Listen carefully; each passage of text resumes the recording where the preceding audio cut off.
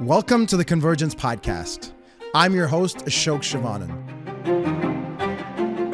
On this show, we'll deconstruct the best practices, principles, and the underlying philosophies behind the most engaged product teams who ship the most successful products.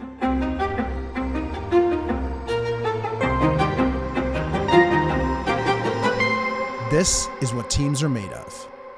Hey folks, welcome back to another episode of the Convergence.fm podcast. Today, I want to walk you through a story, one that started out with a frustrated CEO, a legacy system that they were using, and a team that was stuck. More importantly, it's a story about momentum, clarity, and how good facilitation can be super powerful in unlocking strategic decision-making and building momentum. So let me give you a little context on what was going on. This company, a customer of ours, had a technology system that was very expensive. It was built and configured a long time ago by the prior leadership system, and no one really loved using it. As the new leadership team got settled in, they started to notice the friction, and the system wasn't just frustrating, it was slowing the team down. It kept the folks stuck in a cycle of reactive work, and it wasn't allowing them to focus on the strategic initiatives compared to the firefighting. Think things like their white glove services, they couldn't scale to their customers because of the way the data flowed or didn't flow. And then boom, the vendor hit them with a double-digit price increase. That's when the CEO reached out. He said, hey, I'm in need of someone who understands technology to help think through a few things that we're working on here at the organization. I've talked to a few people, but I don't feel like anyone I know and trust isn't trying to just sell me something versus help us solve our problem. He continued to talk about the product they were using and how it integrated across various departments and how they wanted to find new options before that contract ended with a really tight deadline. And he said, I'm not sure we're even asking the right questions or seeing all the options in front of us. Now that kind of message, it's certainly a flag. Not just that the system's broken, but that the process for evaluating what's next and getting moving is also at risk. Clearly the stakes were high. If they pick the wrong solution, they don't just lose the money, they risk staff efficiency and morale and future revenue and realizing the vision that this new leadership team is trying to redirect them towards. So here's what our team did. We got them unstuck by running a 2-day workshop and helped them move from being stuck to feeling like they had strategic alignment. And I'm going to talk about what we did. So of the 2 days, we started with day 1 around focusing on clarity, priorities, and alignment. We brought 9 of their stakeholders together from various departments, and we split them into groups of 3. And we'll get into why later. And we started the day with a playful icebreaker to set the tone that focused the team, but also energized everyone in the room. Then we asked the CEO to reiterate the company vision, not just the surface level mission, but a pointed narrative about how technology was going to become an enabler going forward and no longer an obstacle. From there, we got to work. Each person rolled up their sleeves and we had them work on sticky notes, working individually at first to brainstorm their goals for the department and how they were going to align to the vision and surface that into a reality together. We then had them filter them as their departmental groups. And then most importantly, we had them prioritize them. We use a stack rank initially, which is a top-down list where there's no equal priorities. And then now that we have a sense of the vision of the organization, how the different departments are going to help get there, we wanted to talk about what's getting in the way, the risks. And we did the same thing. We did a solo brainstorm, group deduplication using stack ranking. And then we prioritized, in this case, using a 2x2 matrix. And we mapped out these assumptions by impact and certainty. And we surfaced the most dangerous assumptions, the ones with the highest impact and the lowest certainty that allowed us to focus.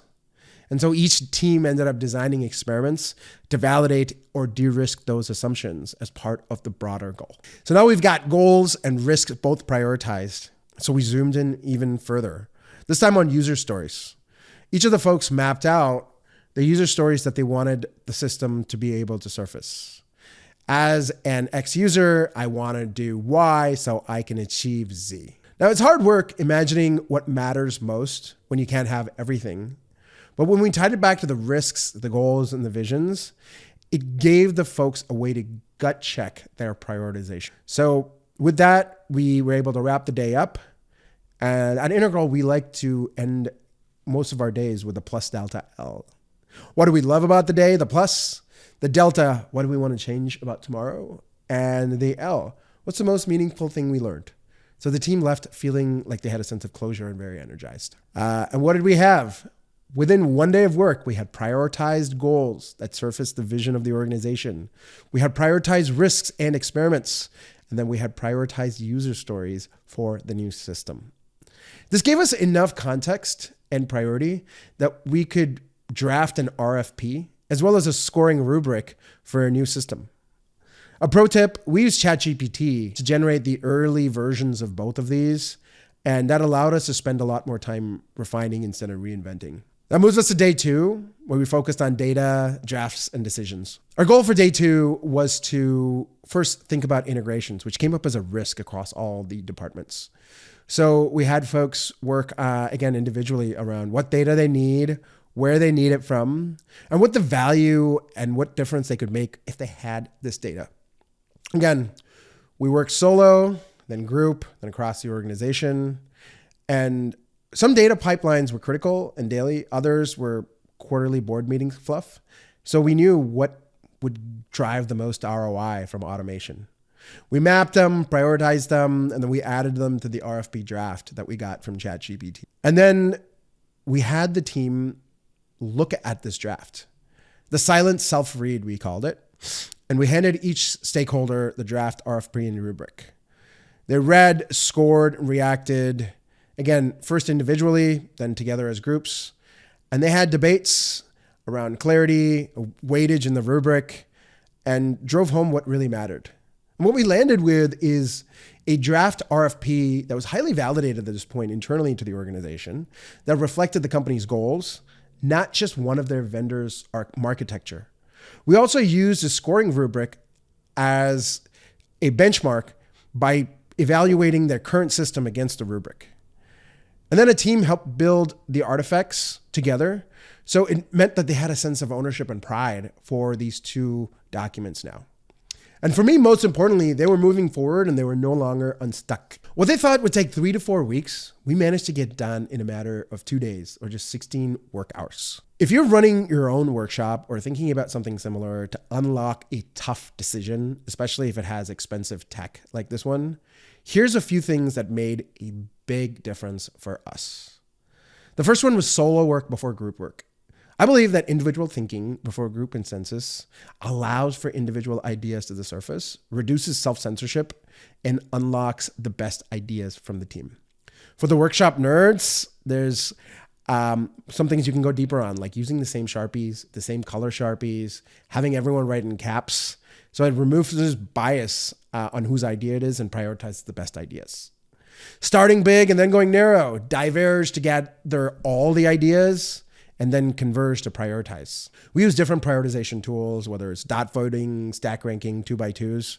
They're useful in different contexts. Groups of 3, I think 3 is an important number. There's enough folks on the group that bring a lot of value, but not a ton of coordination overhead of having 4 or more people figure things out together. And then the last one was action items and next steps.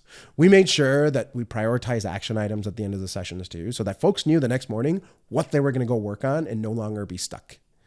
I think this shows that the right facilitation paired with a good, trustable technology perspective can turn what felt like chaos into actionable clarity. And it can unlock weeks of effort just by having a couple of days of collective unblocked work. Another thing that we did here was that we made sure that this was a no technology day. We had ample breaks, we had ample snacks, and make sure folks were fueled and energized, but also focused. And so this required a little bit of prep and making sure that everyone knew a couple of days prior so that they could turn on their out of office responses and other things like delegation so they could focus for both of these days. So if you're stuck or gearing up for a big decision, especially an expensive one, and you want some help or a soundboard on your workshop, hit us up, DMs on X, LinkedIn, or Instagram, or drop us a note at convergence.fm on our Contact Us page. We would love to nerd out with you and help you with that or facilitate it for you. And we'll be back next week with another episode about fostering engaged teams who ship delightful products. Until then, I hope you have a wonderful week. Thank you so much for listening.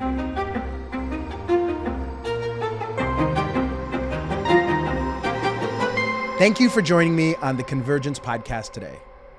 Subscribe to the Convergence Podcast on Apple Podcast, Spotify, YouTube, or wherever you get your content.